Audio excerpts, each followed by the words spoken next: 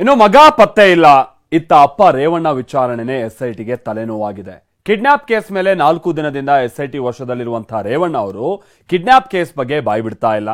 Kidnap ವಿಚಾರವಾಗಿ ನನಗೇನೂ ಗೊತ್ತೇ ಇಲ್ಲ, ನಾನು ಯಾವ ಕಿಡ್ನಾಪ್ ಅನ್ನು ಕೂಡ ಮಾಡಿಸಿಲ್ಲ, ಹಾಗಾಗಿ ಯಾವ ಹೇಳಿಕೆಗೆ ನಾನು ಸಹಿ ಹಾಕಬೇಕು, ನಾನು ಯಾವ ಹೇಳಿಕೆಗೂ ಸಹಿ ಹಾಕಲ್ಲ ಅಂತ ಹಠ ಹಿಡಿದಿದ್ದಾರೆ.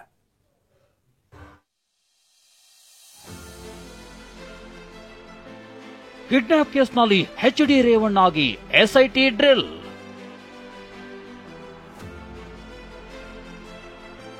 ಸ್ವಇಚ್ಛಾ ಹೇಳಿಕೆಗೆ ಸಹಿ ಹಾಕಲು ರೇವಣ್ಣ ಹಿಂದೇಟು.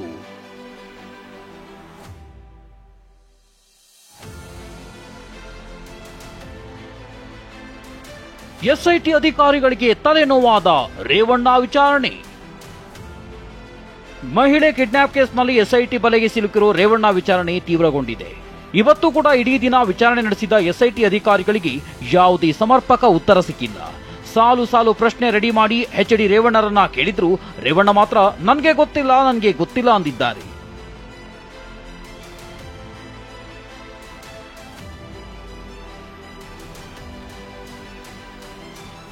ನಿನ್ನೆ ಕಿಡ್ನಾಪ್ಗೂ ನನಗೂ ಸಂಬಂಧವಿಲ್ಲ, ಕಿಡ್ನಾಪ್ ಮಾಡಿ ಅಂತ ಯಾರಿಗೂ ಹೇಳಿಲ್ಲ ಅಂತ ಒಂದೇ ಉತ್ತರ ನೀಡಿದ್ರು.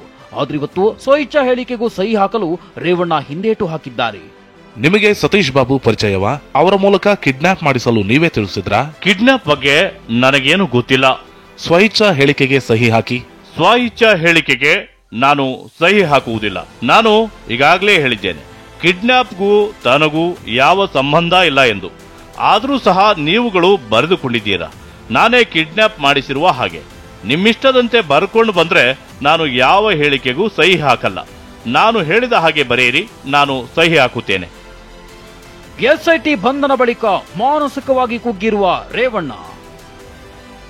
ಎಸ್ಐಟಿ ಕಸ್ಟಡಿ ಮುಗಿಯುವವರೆಗೂ ರೇವಣ್ಣಾಗಿಲ್ಲ ಜಾಮೀನು.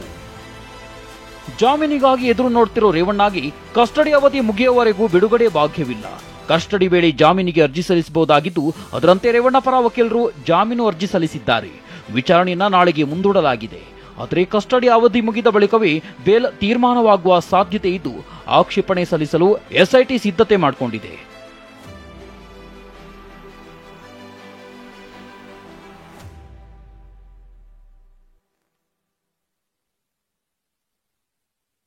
ನಿನ್ನೆ ಅಧಿಕಾರಿಗಳು ಜಡ್ಜ್ ಎದುರು ಕಣ್ಣೀರು ಹಾಕಿದ್ದ ರೇವಣ್ಣ ಮಾನಸಿಕವಾಗಿ ಕುಗ್ಗಿ ಹೋಗಿದ್ದಾರೆ ಅಂತ ಹೇಳಲಾಗ್ತಿದೆ. ಹೀಗಾಗಿ ಪ್ರತಿದಿನ 1 ಗಂಟೆ ಕಾಲ ವಕೀಲರ ಭೇಟಿಗೆ ಅವಕಾಶ ನೀಡಲಾಗಿದ್ದು, ಇವತ್ತು ವಕೀಲರು ರೇವಣ್ಣರನ್ನ ಭೇಟಿ ಮಾಡಿ ಚರ್ಚಿಸಿದ್ದಾರೆ. ಇನ್ನು ಇವತ್ತು ಕೂಡ ರೇವಣ್ಣರನ್ನ ಬೌರಿಂಗ್ ಆಸ್ಪತ್ರೆಗೆ ಕರೆದೊಯ್ದು ವೈದ್ಯಕೀಯ ಪರೀಕ್ಷೆ ನಡೆಸಲಾಗಿದೆ.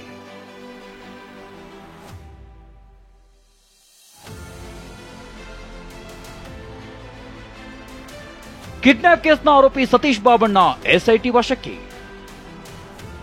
ಮಹಿಳೆ ಕಿಡ್ನಾಪ್ ಕೇಸ್ನ ಮತ್ತೊಬ್ಬ ಆರೋಪಿ ಸತೀಶ್ ಬಾಬಣ್ಣನನ್ನ ಎಸ್ಐಟಿ ಕಸ್ಟಡಿಗೆ ತೆಗೆದುಕೊಂಡಿದೆ. 8 ದಿನ ಕಸ್ಟಡಿಗೆ ಪಡೆದಿದ್ದು, ಎಸ್ಐಟಿ ಕಚೇರಿಗೆ ಸತೀಶ್ನನ್ನ ಕರೆತರಲಾಗಿದೆ. ಸದ್ಯ ರೇವಣ್ಣ ಮತ್ತು ಸತೀಶ್ನನ್ನ ಪ್ರತ್ಯೇಕ ಕೊಠಡಿಯಲ್ಲಿ ಕೂರಿಸಿ ವಿಚಾರಣೆ ಮಾಡಲಾಗ್ತಿದೆ. ಸತೀಶ್ ಹೇಳಿಕೆ ಮೇಲೂ ರೇವಣ್ಣ ಭವಿಷ್ಯ ನಿಂತಿದೆ.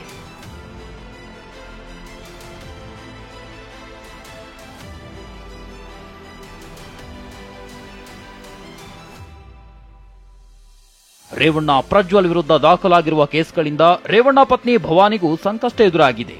ಲೈಂಗಿಕ ಕಿರುಕುಳ, ಕಿಡ್ನಾಪ್ ಎರಡೂ ಕೇಸ್ನಲ್ಲೂ ಭವಾನಿ ರೇವಣ್ಣ ಹೆಸರು ಉಲ್ಲೇಖವಾಗಿದೆ. ಭವಾನಿ ಕರೆದ್ರು ಅಂತ ಹೇಳಿಯೇ ಕಿಡ್ನಾಪ್ ಮಾಡಿರುವ ಆರೋಪವಿದೆ. ಭವಾನಿಗೆ ನೋಟಿಸ್ ನೀಡಿ ಎಸ್ಐಟಿ ಮಾಹಿತಿ ಪಡೆದಿದೆ. ತನಿಖೆ ವೇಳೆ ಭವಾನಿ ವಿರುದ್ಧ ಸಾಕ್ಷಿ ಸಿಕ್ಕರೆ ಅವರಿಗೂ ಸಂಕಷ್ಟ ಕಟ್ಟಿಟ್ಟ ಬುತ್ತಿ. ಹೀಗಾಗಿ ಜೆಡಿಎಸ್ ನಾಯಕರು ಭವಾನಿ ಅವರನ್ನ ಭೇಟಿ ಮಾಡಿ ಧೈರ್ಯ ತುಂಬಿದ್ದಾರೆ. Bureau report, ಟಿವಿ9.